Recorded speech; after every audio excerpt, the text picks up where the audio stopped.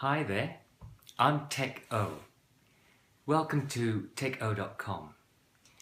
I worked with a not-for-profit last week on their vision and their brand culture, and it occurred to me while I was working with them that the issues were exactly the same as for-profit companies. So I wanted to use that example and explain about how brand culture would work.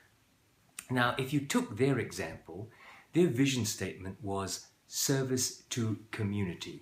So therefore, their brand culture had to reflect that. The work they did in this service to community was housing. They looked after low-cost, affordable housing, and aged care at home, grandparents who were living at home with working families, and they provided meals on wheels and that sort of thing. The community, however, demanded much more service because there were issues in the community that weren't being taken care of, at least not for these families that they were working for. For example, the children. Kids were not going to school. There was a lot of truancy.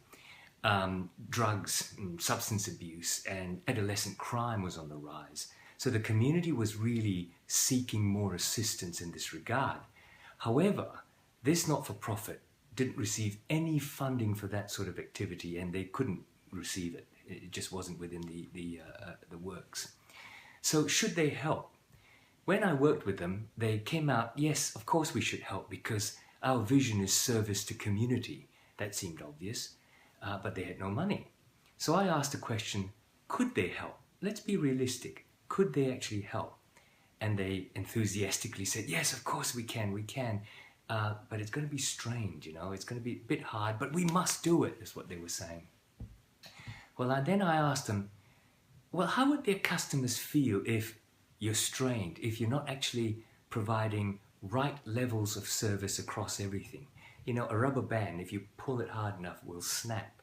And once that rubber band snaps, it's not going to be able to be bound around anything. So, for example, how would their customers feel if they arrived home and their meal for their grandfather hadn't arrived yet, or arrived cold, or was 2 hours late? How would they feel about service to community that was being broadcast from this organization? How would they feel if somebody came along, customers, how would customers feel if somebody came along and said, look, my toilet's been broken at home for a week. I told you about it and you haven't come to fix it. You see, customers don't care about what happens internally. Their customers are not going to care that their workers are all volunteers. Their customers are not going to care that their workers are working 12 hours a day and maybe being paid for 3. What they see is their toilet is not being fixed. No point saying to them, oh, we're terribly sorry, but our plumber, he spent all of last night picking up kids when they were leaving school because we didn't want them hanging around and being under bad influence. They don't care about that. Sure, they care about the kids, but they also care that their toilet didn't get fixed. And that's an important priority for them at that time. So what's the solution? When we worked it through, it transpired that service to the community their way, housing and aged care, provided very valuable service because it provided a home security basis from which kids could get strength.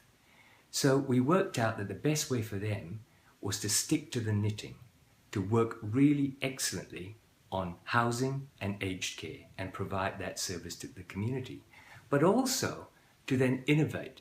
How would they innovate? Well, they could facilitate other services once they saw what was going on. They could go down the street to a homework center where kids were encouraged to go when they had parents working and maybe not at home. So why couldn't they work with this homework center to pick up kids and deliver them there? And as their Meals on Wheels was delivered, maybe pick the kids up and bring them home. Different ways to do things that help the community, but while they stick to their knitting. Now, the reason I bring up this example is because it's exactly the same in business. It's about your brand culture that your customers see. It's not about how you produce it. It's about how they see it. What is your vision? What is your brand? And how is that seen from the outside in? Do you show it in your behaviors? Doesn't matter if you have the best internal procedures. If you betray your vision and your brand culture in your external behavior, That's what counts. What is your knitting? Are you sticking to it? Are you being so excellent in it that your brand culture comes through in it?